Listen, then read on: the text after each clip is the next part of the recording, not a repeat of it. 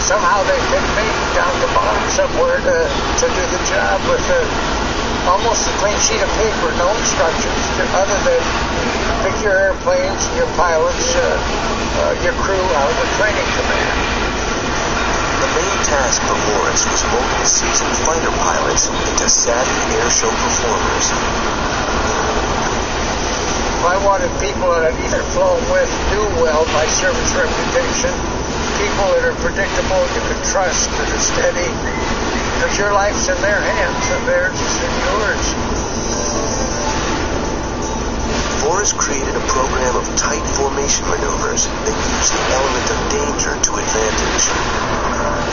When you fly for a crowd, you fly two types of maneuvers, the high risk to impress the aviation types, and the lower risk, even though they're beautiful, nice maneuvers, to the general public. So you kind of divide the show into two levels of risk.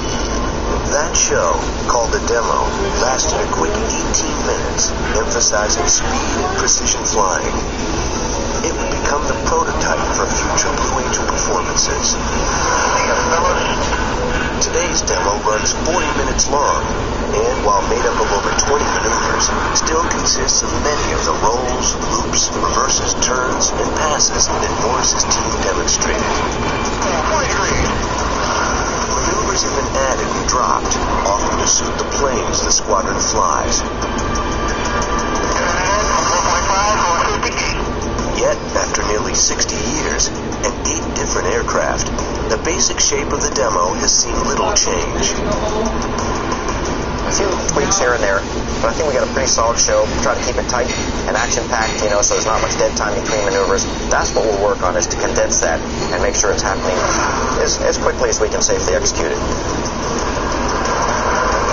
Despite the apparent risks they take, everything the pilots do in the air is carefully planned and practiced until it becomes routine. As in Forrest's day, Blue Angel pilots are first and foremost combat-trained aviators, knowledgeable in tactics and weaponry. They fly the same type of aircraft as pilots in the fleet. But as training officer Dave Varner points out, once in the cockpit of a Blue Jet, the similarity ends. Here we do some things that normally you don't do in an F-18. It requires a lot of hand-eye coordination, a lot of strength, a lot of focus, a lot of SA. SA is pilot lingo for situational awareness, being alert to everything around you as you fly the jet. What's going on in your cockpit? What's going on outside? What's going on with the cylinders? Become very in tune to anything that's different.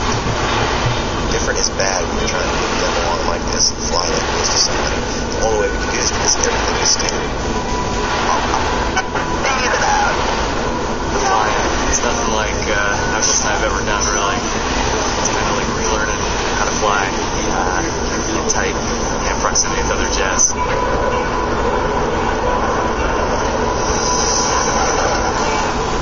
from the fleet, we're thinking more tactics of weapon systems, the new GPS-guided stuff.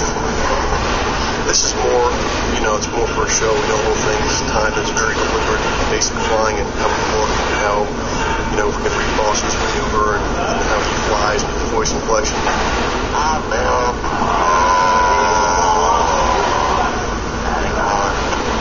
It's very different. It's a totally different type of flying. I'm learning that it's that new concentration, that focus, which is much harder than in the fleet. Had that kind of focus to land on the ship. Here we got to do it for 40 minutes to an hour. That really tires you out that way. Maintaining that level of intensity is only the beginning. Formation flying Blue Angel style requires that pilots operate in unison, thinking and acting as one. It reflects the discipline that's the hallmark of military precision and starts the moment a pilot climbs into the cockpit.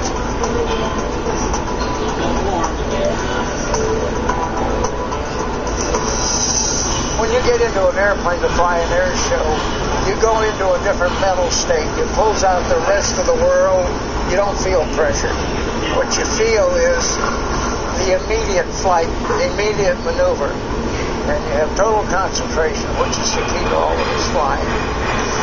If you live together, you fly together, and you become really one, and you just have to be that way. Since 1946, trust has been the bond that holds the Blue Angel Squadron together. And nowhere is that trust more visible than when they fly the Diamond. It begins at takeoff with 4 planes in fingertip formation. The lead jet, Blue Angel 1, is flanked by Blue Angels 2 and 4 on the right and 3 on the left. At liftoff, number 4 moves into the slot position behind number 1's afterburners. This trailing close-up view on the formation is one reason why the slot pilot is the squadron's training officer.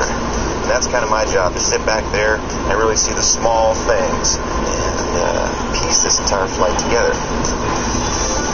It's a little bit of a challenge to objectively teach these guys where they should be to see if we can move up and fly tighter. A little drive, a level. A tight diamond has been the centerpiece of each Blue Angel demo since the team's early days.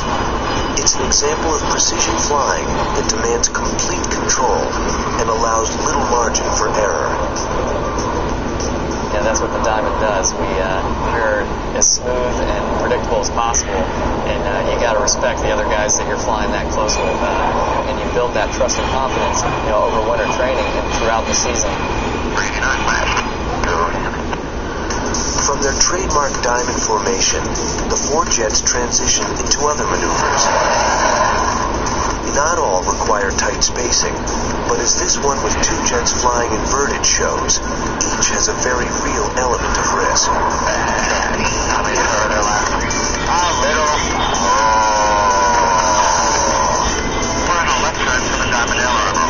In the Diamond aileron roll, the jets fly a Diamond formation, then, on command from Boss Bartlett, they spin 360 degrees in unison. During parts of the roll, each pilot loses sight of the other jets, while flying 360 miles an hour and 4 feet apart.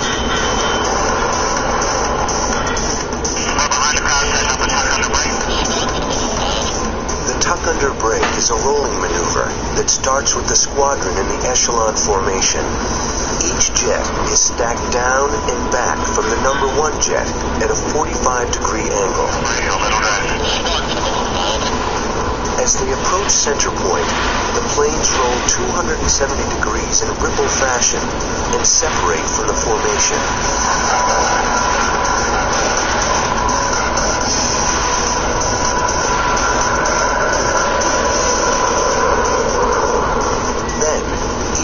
Join jet number 1 to form up the Diamond.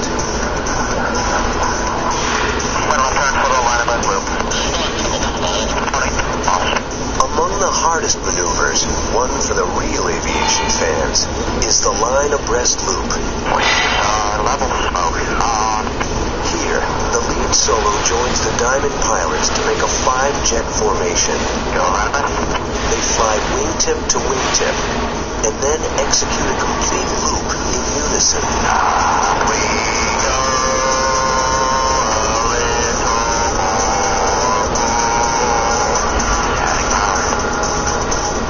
During the entire maneuver, the 4 pilots flanking the number 1 jet look 90 degrees toward it to maintain their position. Even for experienced pilots, flying in this formation is no easy feat. It's very difficult just because there's not a whole lot of visual cues as to movement because we're not as tight as we normally are. And you've got all these distractions. Instead of me looking straight kind of through Boss and just having the sky or ground behind him, I've got all these other planes kind of bobbing up and down on the other side. You're just going inboard, outboard, forward, back, up and down. There's so many different axes. It's just very difficult to maneuver.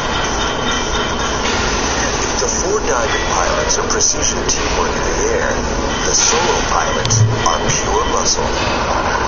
The Diamond really displays the gracefulness and the real tight formation flying that the Blue Angels are famous for. The Solos